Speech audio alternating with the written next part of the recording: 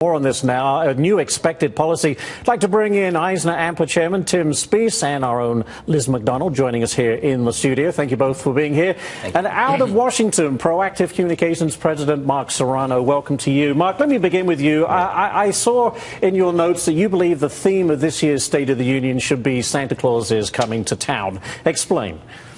Well, exactly, because once again, the president wants to give government gifts out to everybody. Now it's supposed to be for the middle class.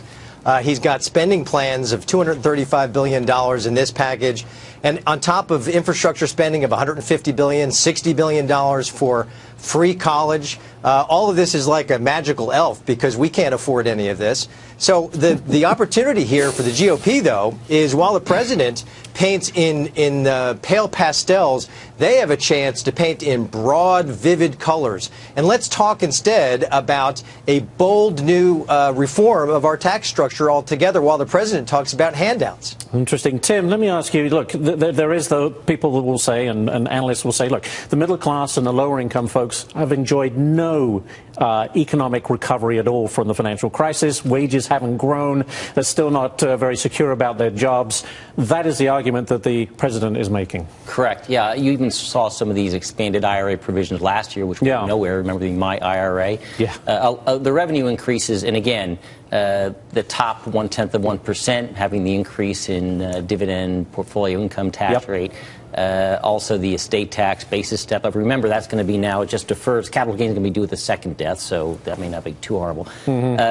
It's really going to be how well that income class gets represented, because right now there's probably not a lot of, I should say, people heralding to keep those portfolio income rates down. Right. Rather, the president raising funds to invest in education, which is what he's been saying the last 2 years. This could be part of what his last 18 months now is going to be focused on, more support of the middle class and trying, in his mind, to realign benefits from the upper class to the lower class. Liz, here we go again.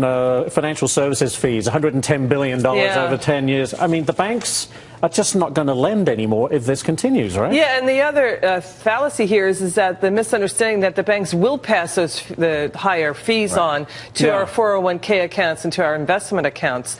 You know, so you're right. Where is the bank lending has always been the question. It's really setting the climate to get the banks to lend. So the themes that the president is setting down is, you know, by the way, he is mistaking tax and spend for achievement, for economic growth. Right. You know, it's really about Joe's six-pack, right? That's what he's focusing on, versus national security and economic security versus terrorism. So broad themes here.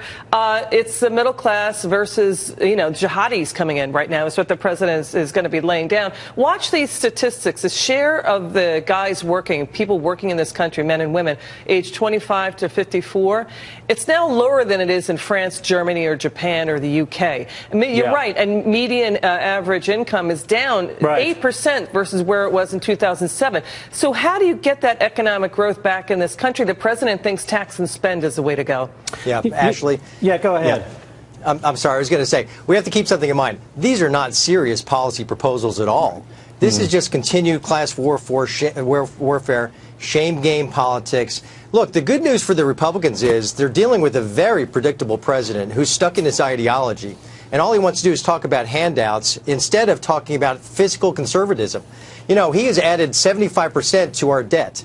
And he's not talking about reducing that debt whatsoever. So really, the GOP ought to just flat out ignore these proposals. They ought to focus in on big, bold colors of their own change in the tax code and just stop this nonsense. He's going to go to the Capitol Hill tomorrow night. He's going to talk about these proposals. Frankly, if I was a member of Congress, I wouldn't show up for the State of the Union. It's not worth it. I'd be back at home with my constituents talking about real reforms of our tax code, because these proposals would restrain investment. They would restrain innovation and entrepreneurialism in America. Yeah, that's right. By the way, the higher cap gains rate will be footed. The bill for that will be footed by the small business guys who are the engines of growth in this country, right? Because they pay at the income tax level. That's 66 6% higher than it was under Bush. It's absolutely the capital insane. gains tax. So, Tim, Mark brought up some interesting ones. Perhaps what we should be looking at is the corporate income tax, the capital gains tax, personal income tax. These are things he's totally ignoring, but surely somewhere along the line with a Republican-controlled Congress, we may be able to get some of this debate on a more, perhaps, in-depth level. I think it's going to be very uncertain that there's any meaningful legislation. This particular piece of legislation is really on the margins. We also have it's not going to get through, is it? I don't know, and it's all in the details. I mean, keep in mind, back in the late 60s, 1969, remember the alternative minimum tax when it came in? It was only designed to tax approximately 100 U.S. taxpayers, and now captures millions. It was scheduled to go away. It was supposed to go away, too. Another one it's still with us. And the oil depletion allowance in the early 60s as well. What we all have to be concerned about is we don't know what's going to be in the details. And if anything, we just hope it gets a vigorous review. I think we're just going to have demonizing of the super successful and rich people tomorrow. And I think that's what we're going to get. We're out of time. Thank you so much, Mark Serrano. It was great having you. Tim Spies, stick around. EMAC, of course, is here for the entire show.